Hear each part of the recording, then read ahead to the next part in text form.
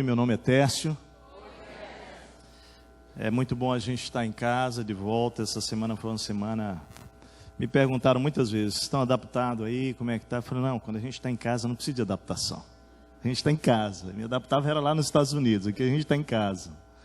E está com a família, está com vocês, está com a igreja, é tão maravilhoso. É um presente de Deus para nós.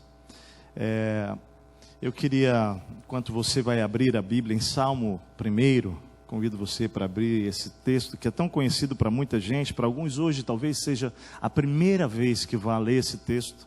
Aproveito esse momento antes aqui do nosso tempo junto, dizer que nós estamos já na nossa livraria com essas cadernetas, esses diários. Aqui é da nossa série Valores, você já pode adquirir lá. Esse aqui é do slogan da nossa igreja, aqui o amor não para. E nós temos um programa, não é, que nós temos usado para ajudar as pessoas a conhecerem, a estudarem a Bíblia e a aplicarem a Bíblia. E tem duas perguntas fundamentais: o que Deus falou comigo, quando você vai meditar na Bíblia, e o que eu vou fazer a respeito do que Deus falou, que aí é o segundo passo, que é da obediência. Então, se você quer não apenas comprar para você, mas também abençoar pessoas, amigos, presentear uma grande oportunidade, já está lá na nossa livraria. Salmo 1 diz assim: bem-aventurado o homem que não anda segundo o conselho dos ímpios, nem se detém no caminho dos pecadores, nem se assenta na roda dos escarnecedores. Antes tem o seu prazer na lei do Senhor, e na sua lei medita dia e noite. Pois será como a árvore plantada junto a ribeiros de águas, a qual dá o seu fruto na estação própria, e cujas folhas não caem, e tudo quanto fizer prosperará. Não são assim os ímpios, mas são como a moinha que o vento espalha. Pelo que os ímpios não subsistirão no dia do juízo, e nem os pecadores na congregação dos justos. Porque o Senhor conhece o caminho dos justos, mas o caminho dos ímpios perecerá. Que texto, quanta riqueza nesse texto, nós vamos meditar nele. Hoje é dia da série Valores. Nossos valores têm sido ministrados durante esse ano, que nós completamos 80 anos. E uma das maneiras que nós entendemos que seria muito especial esse ano, seria repartir com você aquilo que, ao longo desses 80 anos de história, nossa igreja tem procurado viver. E hoje eu tenho o privilégio de repartir com vocês sobre esse valor, que é buscar a satisfação em Deus, através da palavra, da oração e do jejum. Minha intenção é dividir esse tema em duas partes.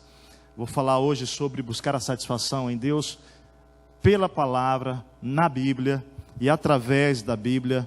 E eu quero convidar você então a orar comigo nesse momento, abrindo mesmo o seu coração, permitindo que aquilo que Deus já está fazendo nesse lugar aqui, Ele continue a fazer na sua vida, na minha vida, na nossa vida. Feche os seus olhos e vamos falar com o Senhor então. Pai querido, obrigado, porque nós só amamos porque o Senhor primeiro nos amou. E o Senhor tem transbordado desse amor de maneiras tão, mas tão diversas. Nós somos gratos porque nós não merecemos, tudo é graça. Nós estamos de fato, Senhor, como que nadando, como que desfrutando dessa graça do Senhor. Mas em meio a esse amor e essa graça, nós também sabemos que existem, ó Deus, lutas, batalhas, dificuldades, sofrimento. Existem, ó Deus, desafios a serem enfrentados, gigantes a serem vencidos. E talvez muitos de nós, porque não temos conseguido lidar com essas coisas, estamos com a nossa alma hoje aqui abatida, talvez mais do que isso, desesperados. Talvez mais do que isso, Senhor, pensando que a vida não faz mais sentido. Uma verdadeira insatisfação interior. Pai querido, nós queremos nessa hora pedir que o Teu Espírito continue operando aqui entre nós. Agora através da Tua palavra. Agora através daquilo que não apenas lemos, mas vamos meditar.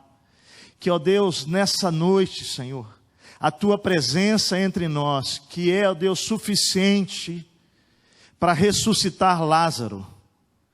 Ó Deus, a Tua presença que representa o poder da ressurreição, estar aqui entre nós, não apenas nós sentimos, mas nós cremos pela Tua palavra, que diz que onde 2 ou 3 estão reunidos no Teu nome, em torno do nome de Jesus, ali Tu estarás, Tu estás aqui.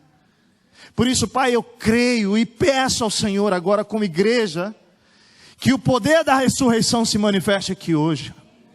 Que o Senhor traga vida para quem está se sentindo morto.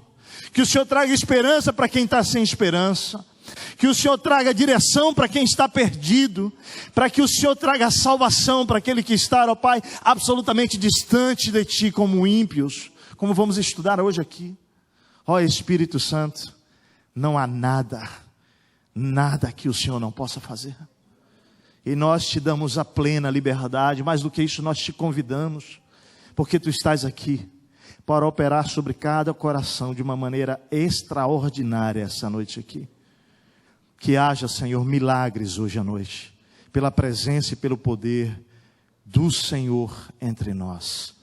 Espírito Santo de Deus, fala, convence, ministra tudo aquilo que o Senhor, de maneira muito pessoal e particular, sabe que cada pessoa aqui necessita. Traduz agora, Pai, aquilo que o Senhor vai falar em palavras pessoais e de transformações para o louvor da Tua glória. Em nome de Jesus, amém. Eu não penso que foi por acaso que esse tema chega num dos momentos de mais insatisfação da nossa sociedade. Buscar satisfação em Deus através da palavra, da oração e do jejum. E por que não dizer que talvez essa realidade de insatisfação, ela também tenha tomado o coração de alguns de nós, se não de muitos de nós que estamos aqui nesse auditório. Ontem no nosso café da manhã, como líderes aqui, ou com líderes aqui, nós estávamos reunidos com líderes, com pastores, líderes de células, líderes em treinamento, anfitriões, pessoas que recebem as células nas suas casas. E eu disse para eles que há muito tempo, isso não é jargão, há muito tempo mesmo, eu não ouvia tanta gente, em tão pouco tempo, tem menos de 10 dias que nós chegamos, ou 10 dias talvez. Eu não ouvi tanto, mas tanta gente descontente. Tanta gente se queixando acerca das condições desfavoráveis que nós estamos vivendo como nação, como estado e como cidade. Tanta gente querendo deixar o nosso Brasil e o nosso estado do Rio Grande do Sul. Um parêntese sobre isso como alerta. Atos 17, 28 diz que Deus escolheu onde nós iríamos habitar. Interessante. Não sei se você já observou essa passagem na Bíblia, mas o texto diz lá em Atos 17 que de um só, falando de Adão, fez ele todos os povos para que povoassem toda a terra, tendo determinados tempos anteriormente estabelecidos e os lugares exatos em que você e eu deveríamos habitar. Isso aqui é tão sério, porque isso significa, querido, que se algum de nós aqui está pensando e tem se queixado até mesmo de ser brasileiro, de ter nascido no Brasil, você tem que pedir perdão para Deus, o negócio é com Ele. A propósito, diz isso: Deus, obrigado porque eu sou brasileiro. Você consegue dizer isso no meio da crise? Deus não te criou americano como Xene, cara, como a Michele. Deus não te criou uruguaio, não, Deus te fez brasileiro. E eu voltei para o Brasil com a Marta, porque nós entendemos que Deus tem planos no Brasil para nós, não foi por falta de oportunidade.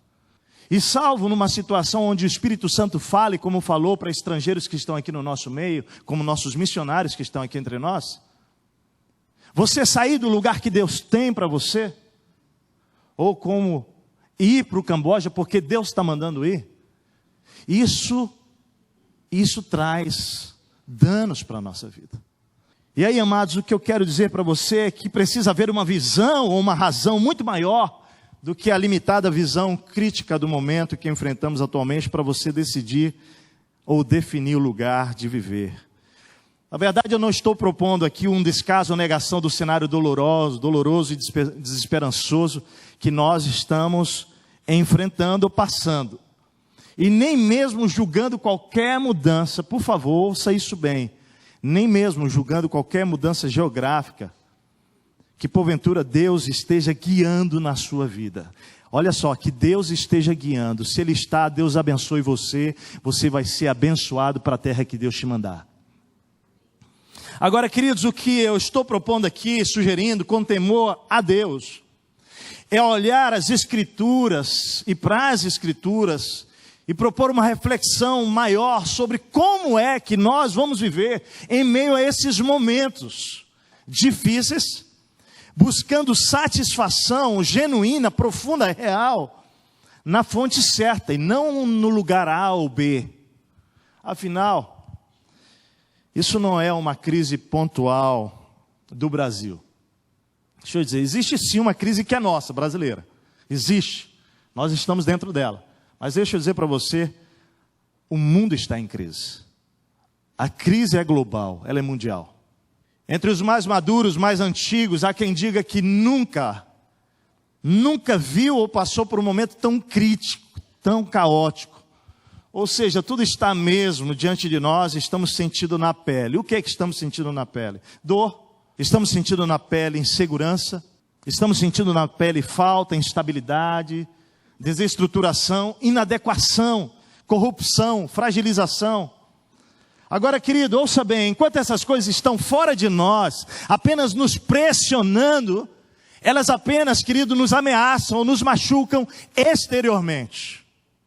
Mas elas não têm poder para nos destruir. Agora, observa aqui, eu quero chamar a sua atenção uma coisa.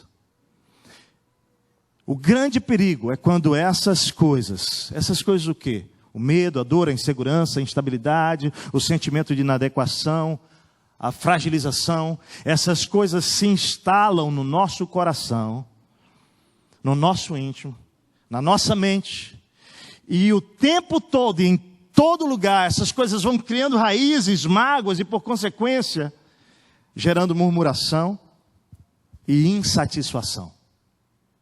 E o nosso tema hoje é esse, buscando satisfação em Deus. Agora observe isso.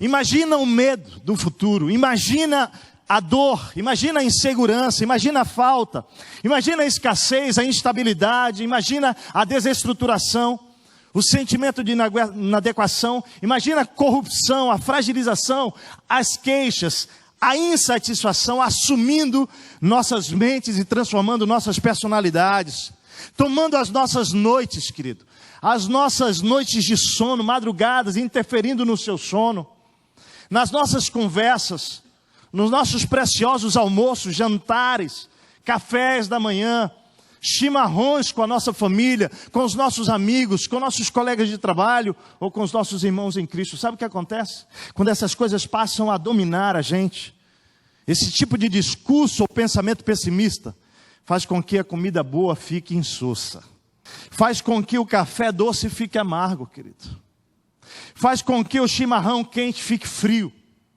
faz com que o churrasco delicioso perca o seu sabor, faz com que a sua casa, o seu lar, minha casa, se transforme num lugar indesejado de passagem, onde você não quer arrumar mais nada porque perdeu a graça de viver. Presta atenção, abre os olhos, porque quando essas más emoções e pensamentos são nutridos e tomam o nosso interior, elas vão nos secando, gente. Elas vão nos destruindo, geram um sentimento de descontentamento, de insatisfação. Agora, o que é sério, sabe o que é? Que não adianta você arrumar as malas e mudar de país, porque elas vão com você. Eu tenho aprendido o que determina, querido, eu estar bem. Sabe o que é? Não é o contexto exterior, não. É o meu coração com Deus. Portanto, eu quero dizer para você, não permita que o seu coração adoeça, porque isso será um verdadeiro desastre para você. Eu tenho um chamado para a igreja essa noite. E quero fazer em nome de Jesus esse chamado, querido. É marchar, mas marchar satisfeita em Deus, louvando a Deus, glorificando a Deus pelo que Ele é, pela sua graça, pelo seu poder, pela sua majestade, como fizemos agora em louvor aqui. Parar de murmurar, querido. Amém, igreja? Parar de se queixar. Os que entraram na terra prometida foram os que louvaram. Foram os que viram além dos gigantes. Foram os que viram além das dificuldades do deserto. Eles olharam para Deus. Igreja, o Brasil inteiro está murmurando. Precisa aparecer pessoas no meio da murmuração para apresentar um louvor diferente. Ou você vai ser mais um a murmurar? Não. Nós temos que ter uma outra postura. E honestamente para mim, a justificativa para a murmuração não pode ser a dificuldade atual. A justificativa para a murmuração, querido, na minha visão, é a falta do conhecimento da fonte da satisfação. A murmuração tem a ver, querido, com talvez o esquecimento de quem é Deus e do que Ele nos propõe mesmo em meio a desertos. Para mim, a insatisfação, a murmuração, tem a ver com não conhecer Jesus, o nosso bom pastor, que diz que vai atravessar conosco os momentos mais difíceis. E o texto lá, quando diz assim, o Senhor é o meu pastor, de nada sentirei falta, no hebraico, sabe o que é? A tradução original do hebraico não é o Senhor é o meu pastor, de nada ou nada me faltará. A tradução original do hebraico é o Senhor é o meu pastor, de nada sentirei falta. Existe coisa na minha e na sua vida que vai fazer falta, que faltam, que não existem hoje, mas a promessa é que o bom pastor, ele vai ser tão suficiente na minha vida, que você não vai fazer sentir falta dessas coisas. Consegue entender? Há algo mais nobre, algo maior. Para mim, querido, a justifica para a murmuração é não entender que a vida, presta atenção nisso, não se resume apenas a esse tempo presente. Aí sim, querido, quem pensa assim, justifica, entre aspas, justifica a vontade de acabar com ela, porque se você olha e resume a sua vida apenas a essa vida presente, então o teu momento de crise, teu momento infeliz, justifica que você vai tirar a sua vida. A propósito, pasme nisso, mas ontem foi o dia, o primeiro ano em que o nosso estado inaugurou o Dia Amarelo, que é um dia voltado para a prevenção contra o suicídio. Porque infelizmente, o nosso estado é o estado com o índice de suicídio maior do Brasil, o dobro da média nacional. 3 pessoas por dia têm se suicidado no estado do Rio Grande do Sul. E longe de mim fazer qualquer julgamento, qual é a razão ou não, a minha pergunta ela é outra: o que nós como igreja vamos fazer para abençoar esse estado, para que a esperança chegue? Agora, como nós vamos fazer isso se nossa alma estiver insatisfeita? O que nós temos é entregar o Brasil se nós estamos nos queixando. Olha o que Paulo diz quando ele expressa em 1ª carta aos Coríntios, quando ele escreve uma carta à igreja de Corinto, ele diz o seguinte: se a nossa esperança em Cristo, olha só vale para esta vida terrena aqui, passageira, nós somos os mais miseráveis, infelizes dos homens. Nós não podemos passar a vida, ou viver a vida a partir do sofisma de que a satisfação real, ela está fora do país, ou fora da sua cidade.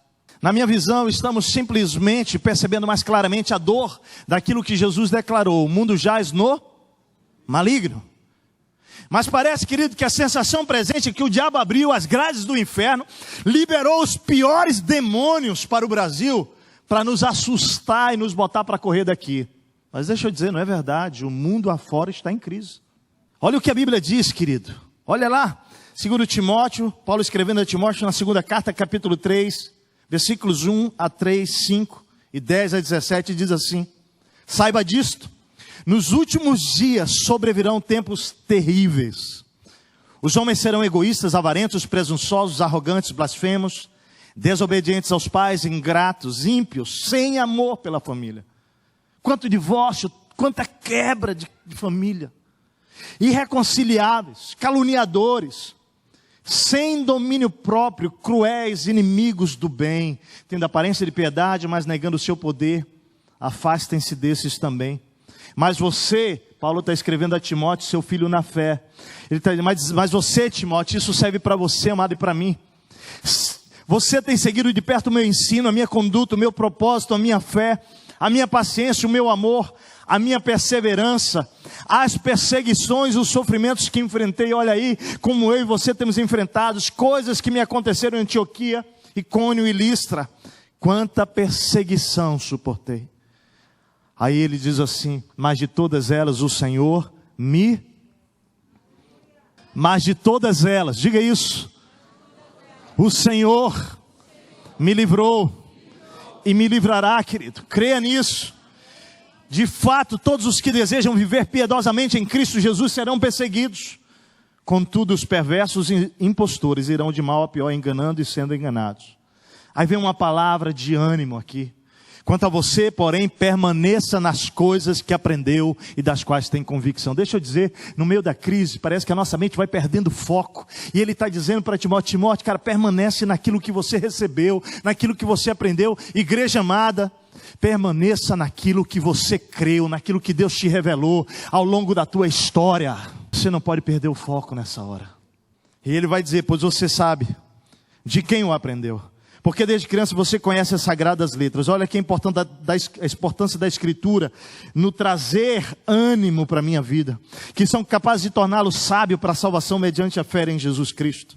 Toda a Escritura, vamos dizer juntos isso? Toda a Escritura é inspirada por Deus e útil para o ensino, para a repreensão, para a correção e para a instrução na justiça, para que o homem de Deus seja apto e plenamente preparado para toda boa obra. Jesus já desceu ao inferno e já pegou as chaves da morte e do inferno. Está lá em Apocalipse isso. O que isso significa é, querido, que o Senhor já determinou o final do diabo e o seu, se você permanecer nele. Porque a Bíblia diz que nós que permanecemos em Jesus em meio às pressões seremos mais do que vencedores. A tentativa do inimigo, porém, é tentar, é matar, roubar e destruir, mas o fim dessa história está determinado. Somos sim mais do que vencedores em Cristo Jesus. Agora você precisa ter uma perspectiva além dessa vida terrena. Eu não sei quanto tempo vai demorar a crise, mas nós estamos vivendo um tempo difícil que está se prolongando, não é isso? Está se prolongando, mas presta atenção aqui. Nós não somos guiados por períodos de tempo. Nós não somos guiados pelas fases, pelas estações da história. Nós somos guiados, sim, querido, pela revelação, pela fé na revelação da palavra, de que nós já vencemos, Cristo já conquistou a sua e a minha vitória na cruz. Por isso que em Romanos 8, Paulo escrevendo aos romanos, a igreja romana, ele diz o seguinte: eu penso que o sofrimento ou o que sofremos durante a nossa vida não pode ser comparado de modo nenhum com a glória que nos será revelada. Amém, igreja? Há uma glória, algo que nos espera, Deus já preparou, e o seu e o meu sofrimento presente não se comparam àquilo que Deus tem preparado para aqueles que confiam, para aqueles que permanecem, para aqueles que estão satisfeitos em Deus, em Deus. Então confie em Deus. A sociedade, a mídia, propõe, anuncia uma satisfação plástica, né? Rasa, temporária, efêmera, fútil. É como se fosse possível encontrar satisfação nas coisas, na segurança dos reinos, do governo. Ah, pastor, mas você estava lá nos Estados Unidos no bem bom, né? Eu não leio mente de ninguém, mas eu sei que é muito natural que alguns tenham pensado nesses 8 meses. Nós estávamos aqui sofrendo, o pastor estava lá. Aí chega e fica aí, falando essas coisas para nós. Violência tem em todo lugar. Ah, pastor, lá aquele negócio é seguro. Não. Pasme, a nossa casa estava no meio, a do lado direito e a do lado esquerdo foram assaltados enquanto estávamos lá. Meu cartão de crédito foi clonado no Brasil aqui, o meu cartão do meu banco aqui, né? Foi o maior pepino, resolvemos, graças a Deus. Brasil, pastor, Estados Unidos não acontece isso. Um mês depois, meu cartão americano foi clonado, era pepino nos Estados Unidos. Você viu a notícia de Dallas dos policiais negros assassinando os brancos? Violência, meu amado. Tem aqui e tem lá. Há quem diga que isso tem a ver com a política de armas, né? Ah, esse negócio tem que liberar logo as armas ou não tem. Isso é uma discussão. Deixa eu te dizer. O problema não está fora do homem, o problema está dentro. Caim matou Abel e não precisou de arma de fogo para isso. Só precisou adoecer o coração. É a distância entre o homem e Deus que promove, que provoca, que causa pelo pecado tanta dor, tanto desprezo, desespero, briga, ciúme, divórcios, assassinato. Essa distância entre Deus e o homem pelo pecado produz insatisfação, amado, na alma. Ou seja, a profunda insatisfação toma o nosso coração, mente, vida e nos remete a um futuro mentalmente indesejável, gera crise. Por isso que nós estamos falando sobre buscar a satisfação em Deus, pela palavra hoje. Porque pressupõe claramente, querido, que existe um único ambiente em meio a tudo que estamos passando, ou vamos passar, na verdade, uma única pessoa capaz de gerar prazer, satisfação, estabilidade, independente do caos instalado. Então, voltando para o Salmo 1, eu quero convidar você a deixar a sua Bíblia aberta. O salmista afirma que bem-aventurado é, verdadeiramente feliz é, plenamente satisfeito é. Quando você lê bem-aventurado, você pode colocar qualquer uma dessas coisas aí. Vamos tentar responder a uma pergunta: como encontrar a verdadeira satisfação em Deus? E o texto começa dizendo que essa satisfação ela é fruto do meditar na palavra dia e noite. Deixa eu lhe dar um contexto de Salmos. O livro de Salmos ele tem 150 capítulos. Aproveita para ler na sua casa, para meditar sobre eles. Ele tem 4 formas de literatura ali. O livro de Salmos são poemas, são orações expressas diretamente a Deus. Muitos são pedidos a Deus por socorro, ou orações imprecatórias que é pedindo que Deus faça justiça para com aquele que está sendo injusto. O livro de Salmos, ele é um livro que também são louvores, canções, mas ele também são orações, músicas. E a gente vai olhar esse Salmo 1 como uma introdução perfeita para aquilo que nós vamos estudar. O tema principal do Salmo número 1, Salmo 1, é a importância, presta atenção aqui, a importância da lei de Deus, da Torá. Vou explicar tudo isso que é lei, Torá, nesse contexto, para a satisfação e bênção da vida do ser humano. Ou seja, o estudo da palavra de Deus revela o verdadeiro aspecto da satisfação, do prazer. Não podemos ser satisfeitos plenamente sem a meditação e a prática da palavra de Deus. Há uma divisão estrutural desse salmo, eu queria que você observasse. Versículo 1, 2 e 3 de Salmo, nós vamos estudar sobre o justo. Capítulo 1, versículo 4, 5 e 6, nós vamos olhar para o ímpio. O texto define 2 pontos centrais. O primeiro ponto central é que a forma piedosa, justa de viver, garante, olha só, uma verdadeira vida feliz, bem-aventurado, uma vida próspera, bem-sucedida, plenamente satisfeita. Nos versículos 4 a 6, há um segundo ponto central aqui: os ímpios não são abençoados, não prosperam. Então, voltando para o primeiro ponto sobre o justo, aqueles que vivem uma vida piedosa, o autor tem o propósito de mostrar que apenas vivendo nos princípios revelados da palavra de Deus, você pode encontrar verdadeira prosperidade e satisfação. Agora, não se trata de uma prosperidade, querido, necessariamente financeira, como se Deus quisesse você rico, com saúde, sem problema. É algo mais profundo do que isso. O texto diz assim, ó: bem-aventurado. Bem-aventurado, querido, é verdadeiramente feliz, ou plenamente satisfeito, ou completo. Então, 3 verbos aqui importantes, porque ele diz: bem-aventurado o homem que não segue o conselho dos ímpios, que não se detém no caminho dos pecadores e nem se assenta na roda dos escarnecedores. Eu quero te convidar a examinar esses 3 primeiros verbos aí. Olha lá comigo. Primeiro, bem-aventurado é aquele que não segue, registre isso na sua Bíblia, o conselho dos ímpios. Não segue aqui, do hebraico quer dizer não anda segundo o conselho dos ímpios. E aí vamos abrir um pouquinho que tipo de conselho hoje o mundo tem dado. Busca a tua felicidade, cara. A propósito, se o teu casamento não está dando certo, sai fora. E se você for buscar o conselho de ímpio, sabe o que ele vai dizer para você? Para com isso, está sofrendo porque larga esse negócio e vai embora, cara. Se você for buscar o conselho de ímpio sobre o que você faz no seu imposto, ele vai dizer, sonega, cara. Nosso governo é uma desgraça, não vamos dar dinheiro para eles não.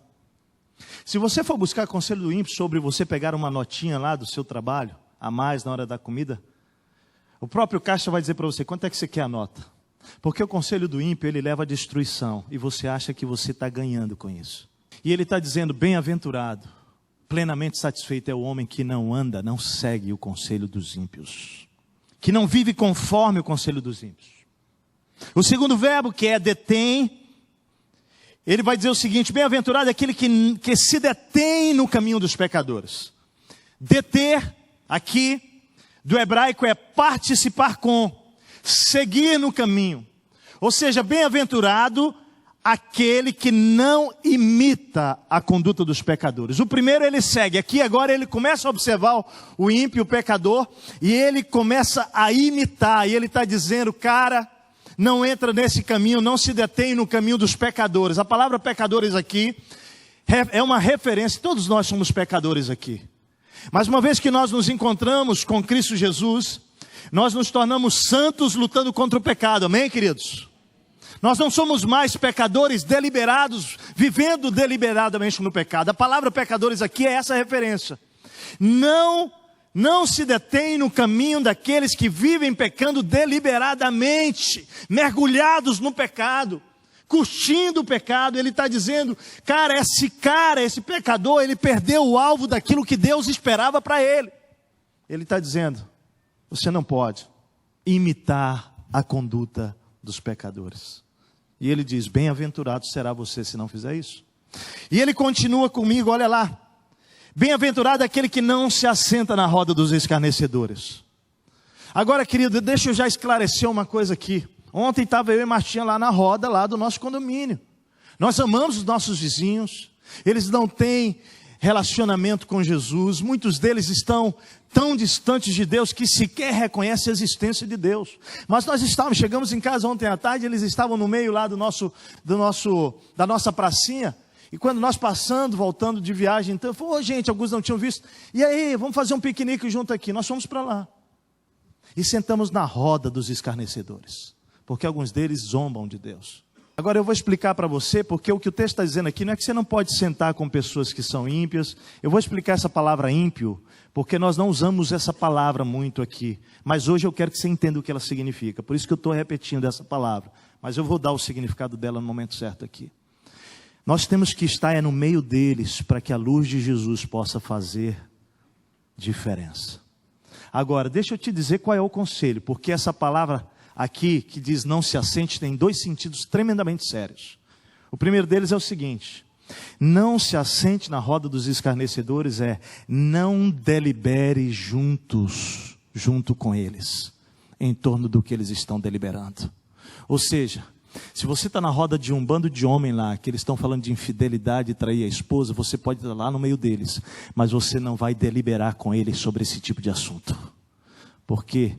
Você pensa diferente, porque você é fiel à sua mulher, porque você é fiel ao seu marido. Se você está sentando com os seus colegas de trabalho, e eles estão deliberando sobre conspiração contra o seu patrão, você está no meio deles, mas você não vai, em nome de Jesus, deliberar conspiração contra os seus patrões. Você está entendendo o que Deus está falando? Você se assenta, mas não delibera junto. E a segunda frase, sentido do hebraico de sentar aqui é, você não age como um professor, você não se torna um professor do pecado, porque tem gente que não apenas peca, mas ele diz, cara, vamos lá, você precisa fazer também. Ele está dizendo, meu amado, se você quer ser uma pessoa bem-aventurada, você não vai deliberar em favor e você não vai se tornar um professor do pecado, um discipulador do mal. Ele diz, não se assente na roda dos escarnecedores. E aqui escarnecedores exatamente pessoas que abertamente zombam de Deus. Então o salmista indica aqui 3 passos de como se afastar de Deus e da verdadeira satisfação. Olha lá. O que pode então roubar a nossa verdadeira satisfação? Segundo o que lemos, aceitar o conselho do mundo, valores, princípios que o regem. Seguir, imitar o ímpio nas suas atitudes, considerando normal para a sua vida. E deliberar junto e passar a orientar pessoas a viverem e praticarem o mal. Essas escolhas roubam a nossa prosperidade e satisfação. Mas o texto diz, bem-aventurado, plenamente satisfeito o homem que não faz essas coisas. Amém? Agora vamos voltar, porque a palavra-chave bem-aventurado aqui, no inglês, blessed, denota intensidade. Deixa eu explicar isso para você. Quer dizer o seguinte, quanta bênção Deus vai derramar sobre a sua vida, se você decidir não fazer aquilo que o Senhor orienta. Ou melhor, não se unir ao ímpio. Quanta bênção! Deus mesmo diz que Ele vai abençoar você, e que você vai ser plenamente satisfeito, bem-aventurado, completamente cheio da presença e da alegria do Senhor. Princípios lindos aqui. O texto está dizendo que Ele é justo, abençoado, próspero, piedoso, porque Ele vive satisfeito na lei do Senhor. Suas escolhas pela presença de Deus, porque quando a gente fala de meditar na Bíblia, querido, a gente já sabe que orar, jejuar, ler a Bíblia são ações espirituais. Quando a gente fala de ir para a Bíblia, a gente está falando que nós vamos ter um encontro com o Senhor através daquilo que Ele vai revelar para nós.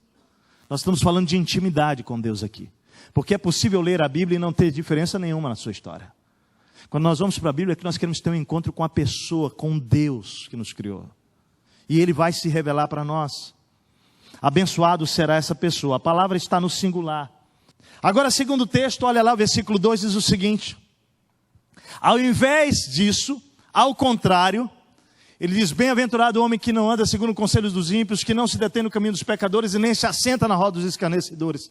Ao contrário disso, ele vai dizer, o seu prazer está na lei do Senhor, e na sua lei medita dia e noite. Vamos olhar para isso. O seu prazer está na lei do Senhor. Prazer é satisfação, é deleite. A sua satisfação, pega a sua Bíblia aí, querido. Pega o seu iPhone aí, a sua Bíblia que está aí. Levanta comigo aqui.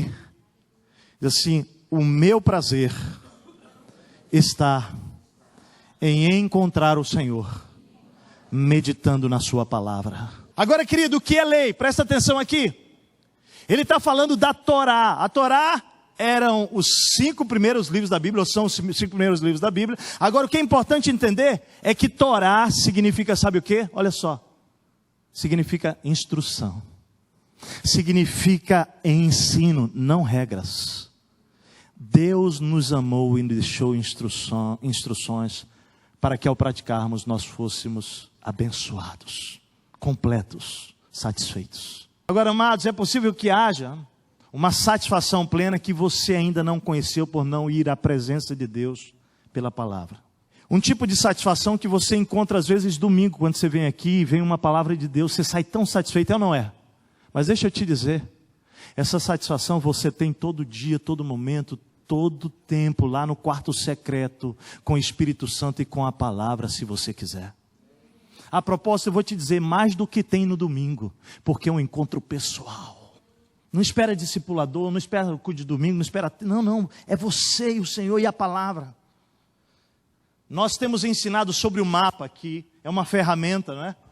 E o mapa, que é uma ferramenta para ajudar você a conhecer a Deus pela palavra, tem 2 perguntas importantíssimas. Uma é, o que Deus está falando comigo? Você vai então para a Bíblia, numa experiência de Deus falar ao seu coração. Mas tem uma segunda pergunta que é, o que eu vou fazer a respeito? Quando essas 2 coisas se encontram, Deus falou e você obedece, que é a resposta ao que Ele falou, você está completamente satisfeito. É isso que acontece. E é isso que o autor está dizendo aqui, nele, nessa palavra, ele medita. Agora, sabe o que é meditar? Presta atenção aqui. Meditar do hebraico, querido, é ponderar. É falar mansamente sobre aquilo, vez por vez. Como a gente está fazendo um pouquinho hoje aqui, olha para o texto, essa palavra, o que o senhor está querendo falar com isso? Ele está dizendo, medita, pondera sobre o que você está lendo. Mastiga, rumina.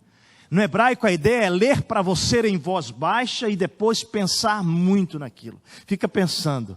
A palavra hebraica aqui, sabe qual é? É a mesma palavra que descreve a vaca ruminando o seu pasto. Você consegue ver a cena da vaca fazendo isso? Ela faz assim, ó.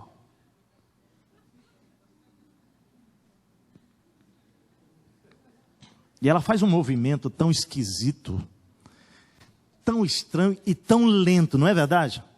Quando eu olho para a vaca fazendo aquilo lá, eu digo, rapaz, por que não mastiga rápido logo esse negócio, engole? Mas deixa eu te falar uma coisa. Sabe qual é o efeito que tem dela fazer aquilo daquela forma e daquela velocidade?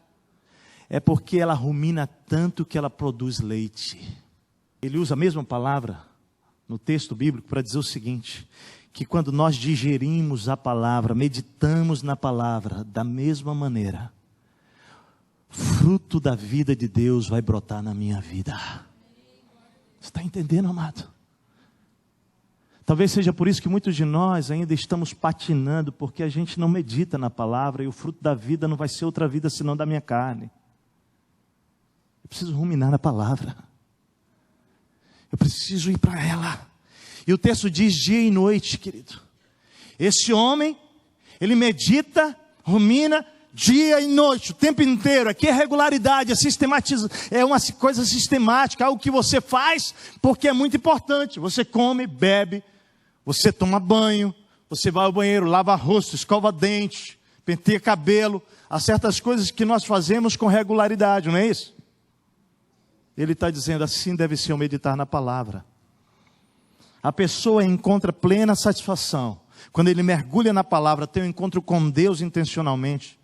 Pensa no que Deus falou, fica ruminando o dia inteiro naquilo, Deus, mas aquela palavra, aquilo vai entrando em todos os sistemas seus, pela fé e pela obediência. Quando você vê, você está agindo pela palavra.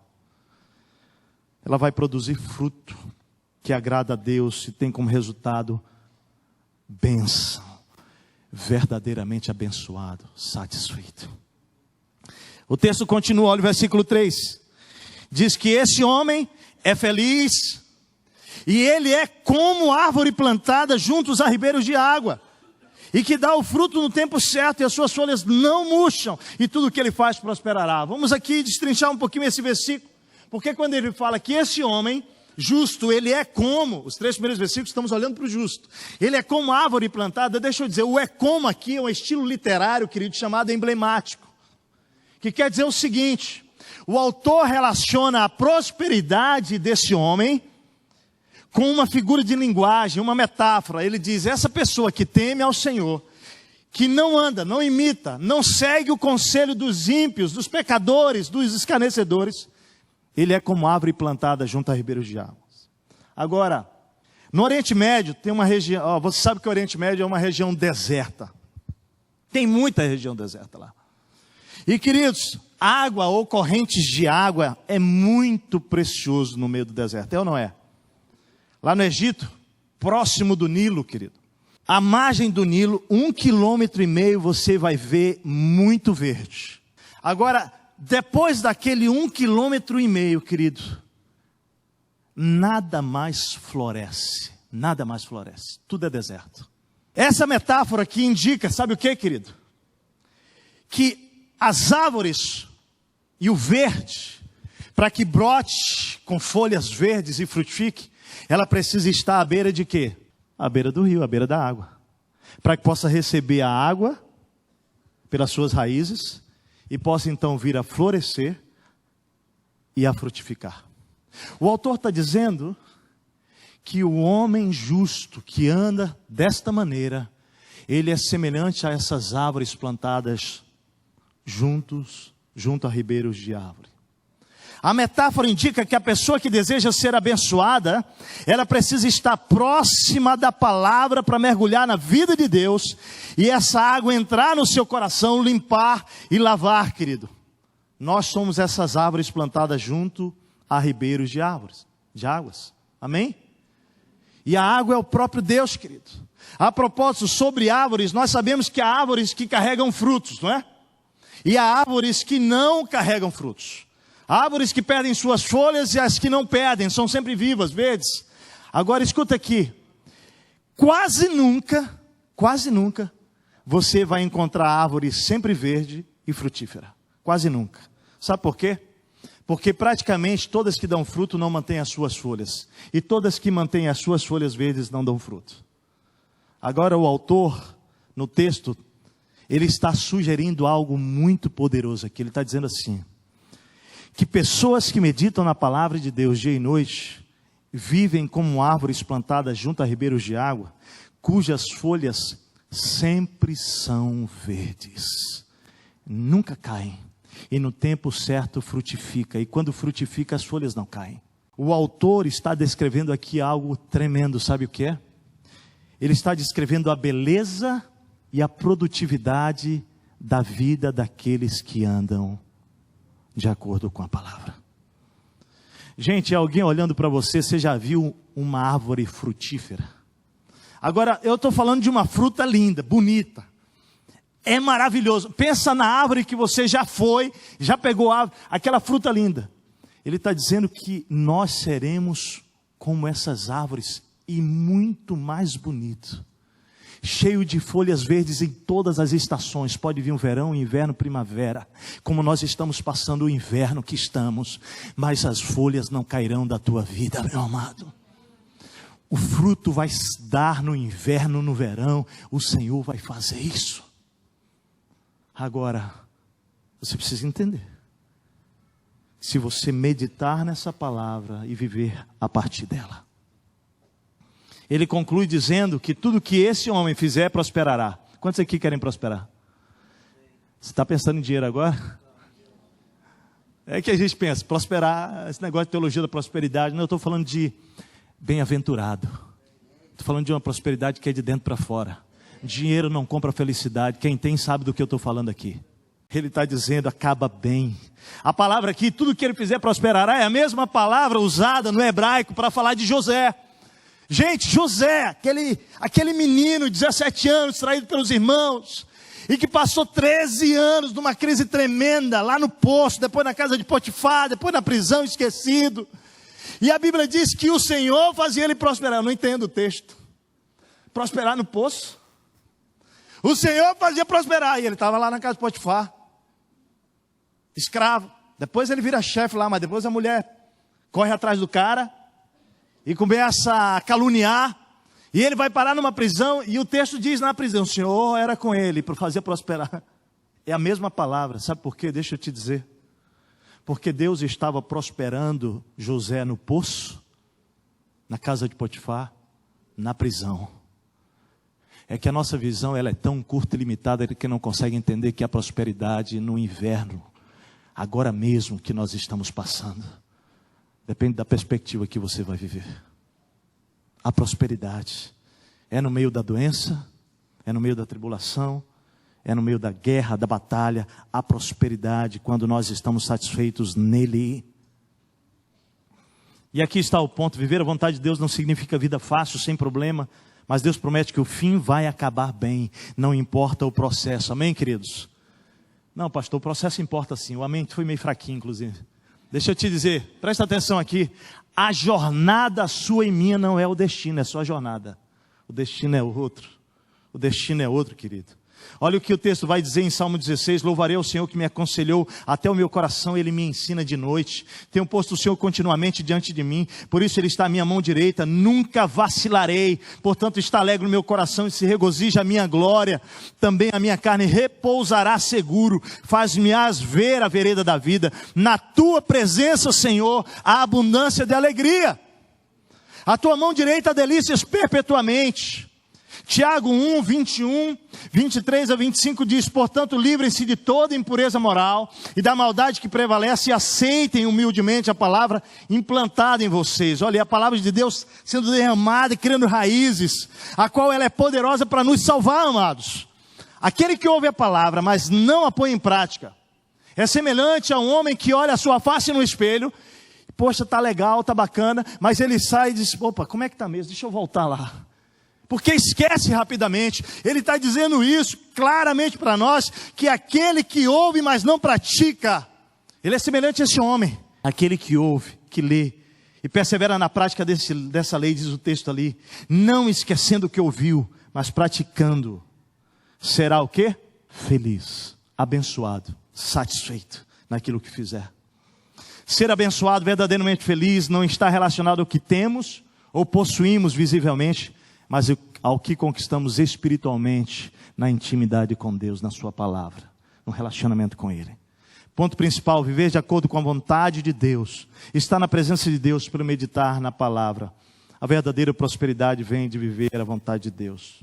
Mas me permita conduzir você para a parte final. Olha comigo. Versículo 4. Aqui, querido, há uma mudança repentina. Ele diz assim: mas não são assim o quê? Os ímpios. O segundo aspecto do texto é que os ímpios não são abençoados, eles não prosperam. E aqui é diferente do justo, porque ele coloca agora no plural, os ímpios. O autor já fala de um grupo de ímpios. E a palavra ímpio, agora deixa eu te dizer o que é. Anormal, do hebraico, que é do original em que a Bíblia foi escrita. Significa anormal. Anormal por quê? Porque quando a gente vive distante de Deus, nós estamos vivendo de maneira diferente do que Ele planejou para nós. Anormal do plano divino. Mais do que isso, a palavra ímpio significa frouxo. Sabe aquele botão frouxo? Se balança, sem raízes, vai cair qualquer hora, perdido, afastado de Deus. Isso é o que significa ímpio. Por isso, querido, ele se prende às coisas ímpias, porque ele pode ser levado. As pessoas hoje têm uma compulsão de viver longe de Deus, como se pudessem ser felizes sem Deus. E aí, queridos, independente da cultura que você e eu vivemos, só existe dois tipos de pessoas no mundo: o justo e o ímpio. O satisfeito e o insatisfeito. O frutífero e o infrutífero. E o texto está dizendo: não são assim os ímpios. Agora presta atenção, porque essa expressão do hebraico, não são assim, é uma forma clara de dar uma negativa, de deixar claro. Ele está dizendo o seguinte: os justos vão prosperar, não são assim os ímpios. Ele está dizendo o que quer dizer: que o ímpio e a forma ímpia de viver garante uma destruição eterna, o oposto dos justos. O ímpio não tem salvação se continuar vivendo desta forma. Ele está dizendo, querido, que eles têm como certa destruição eterna espiritual. A razão pela qual eles são ímpios é porque eles não conhecem a Deus e não reconhecem a Deus e a necessidade de Deus. E aí a gente sabe que é certo que existe várias formas de impiedade. Mas para Deus, ímpios, ele está dizendo aqui, porque não vivem segundo as instruções de Deus, desprezando. Foram entregues às suas paixões. Para mim, um dos textos bíblicos que mais mostra a impiedade está em Romanos capítulo 1. Vai comigo para lá. Esse texto vai falar exatamente sobre a conduta dos ímpios. Ele fala que a ira de Deus está voltada para eles, revelada dos céus, contra toda impiedade e injustiça dos homens, que suprimem a verdade pela injustiça, ou seja, que abandonam a verdade e decidem viver pela injustiça deliberadamente, porque o que de Deus se pode conhecer é manifesto entre eles, ou seja, porque Deus se lhes manifestou. A Bíblia diz que a própria natureza, a criação revela quem Deus é, de tal maneira que você se torna indesculpável. Ele continua dizendo o seguinte: pois desde a criação do mundo, os atributos invisíveis de Deus, seu eterno poder e a sua natureza divina têm sido vistos claramente. E aí nós vamos escutar histórias de aldeias indígenas, de povos que nunca tiveram contato com o Evangelho, mas que Deus os visita porque eles revelam, Deus se revela na criação, na natureza, e eles percebem que existe um soberano poder, e eles veem o conhecimento da revelação de Deus através da natureza. E aí ele vai dizer o seguinte: sendo compreendidos por meio das coisas criadas, de forma que tais homens são indesculpáveis, porque tendo conhecido a Deus, não glorificaram como Deus é, nem lhe renderam graças, mas os seus pensamentos tornaram-se fúteis, e o coração insensato deles obscureceu-se. Dizendo-se sábios, tornaram-se loucos e trocaram a glória do Deus imortal por imagens feitas segundo a semelhança do homem mortal, bem como de pássaros, quadrúpedes e répteis. Por isso Deus os entregou à impureza sexual, segundo os desejos pecaminosos do seu coração, para a degradação do seu corpo entre si. Trocaram a verdade de Deus pela mentira e adoraram e serviram as coisas e seres criados em lugar do Criador, que é bendito para sempre. Por causa disto, Deus os entregou a paixões vergonhosas. Até as suas mulheres trocaram suas relações sexuais naturais por outras, contrárias à natureza.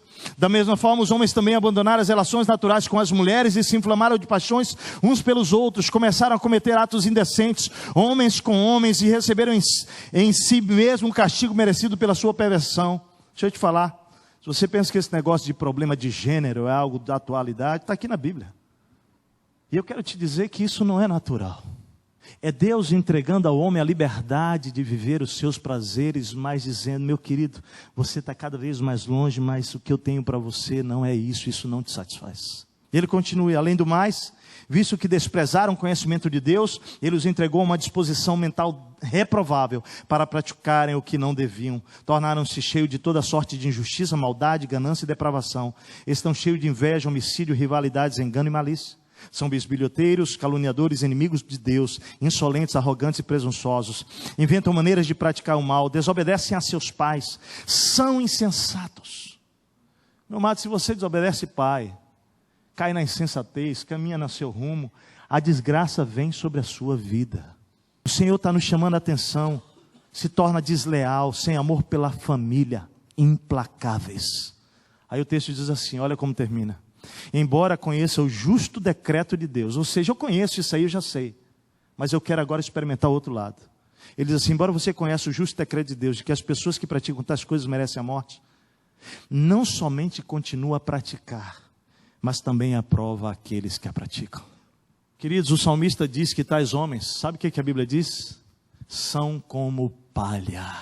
Palha. Agora preste atenção aqui. Ele chama o justo de quê? De árvore. E chama o ímpio de palha. Deixa eu explicar como é que era isso aqui lá no Oriente Médio. Porque a palha, ela é batida lá no deserto à noite. E o trigo, quando é batido, o vento do deserto bate e leva palha. Leva palha, aquela palha não serve para nada, absolutamente nada, ela é infrutífera, ela não tem absolutamente nenhum propósito. Está dizendo o seguinte: o homem ímpio é como essa palha. E aí ele diz: o justo é árvore, árvore tem vida, palha está morto. Aqui há o contraste da vida e da morte. O justo não anda no caminho dos ímpios.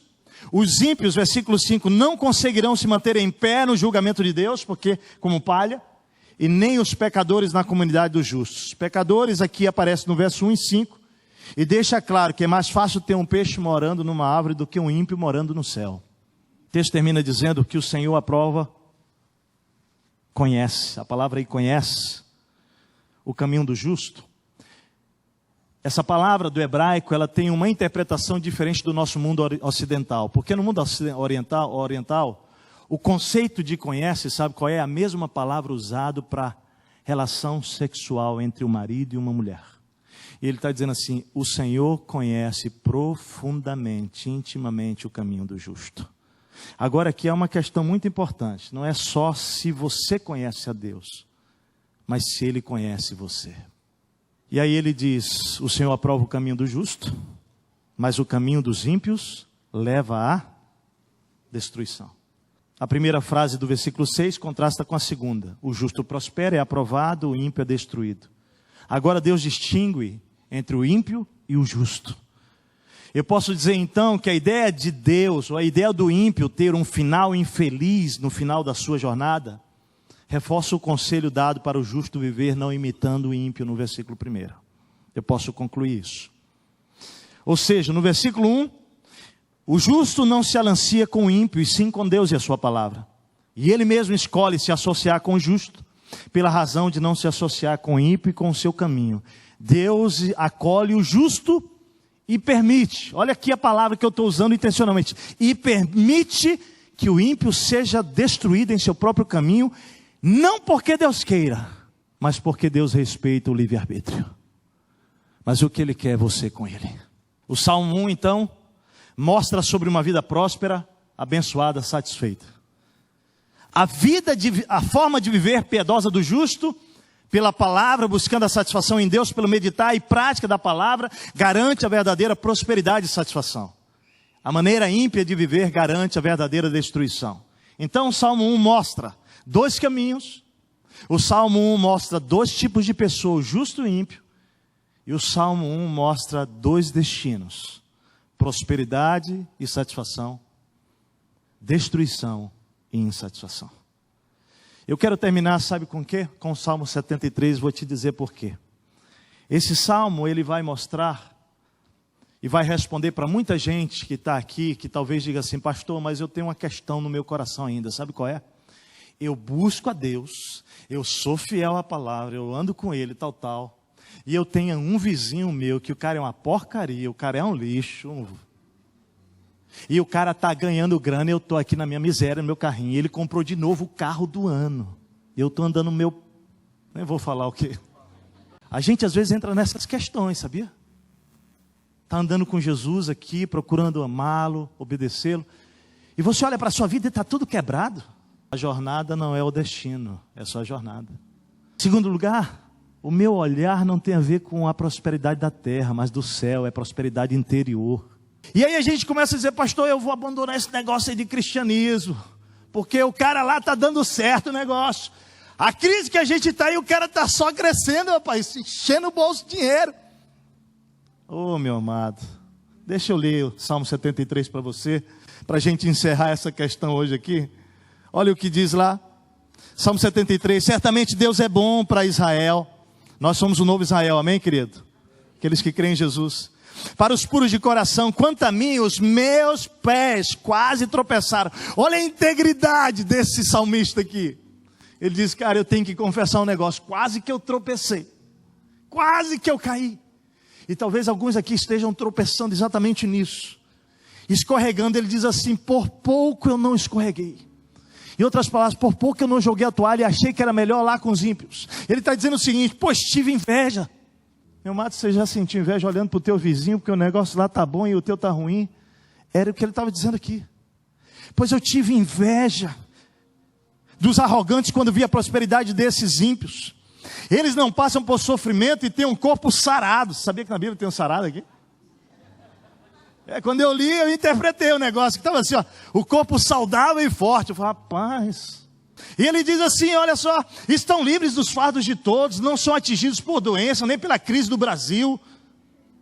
Por isso o orgulho lhes serve de colar e eles se vestem de violência. Do seu íntimo brota a maldade, da sua mente transbordam maquinações. Eles zombam e falam com mais intenções. Em sua arrogância ameaçam com opressão. Com a boca arrogam a si os céus, e com a língua se apossam da terra.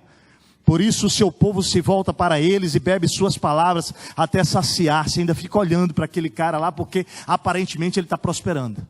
E ouvindo o que o cara fala, os conselhos dos ímpios. Porque é dali que vai vir o meu crescimento também. Eles dizem: como saberá Deus? Terá conhecimento o Altíssimo? Assim são os ímpios. Tipo assim, Deus, cara, que Deus? Cara, Deus está nem aí para nós, cara. Eles: assim são os ímpios, sempre despreocupados, sempre absolutamente ignorando o que Deus pensa sobre eles. Aumentam suas riquezas, certamente me foi inútil manter o coração. Olha a questão dele: certamente me foi inútil manter o puro coração e lavar as mãos na inocência, pois o dia inteiro sou afligido e todas as manhãs sou castigado. Se eu tivesse dito: falarei com eles, teria traído os teus filhos. Quando tentei entender tudo isso, achei muito difícil para mim, até que entrei no santuário de Deus. Agora deixa eu explicar.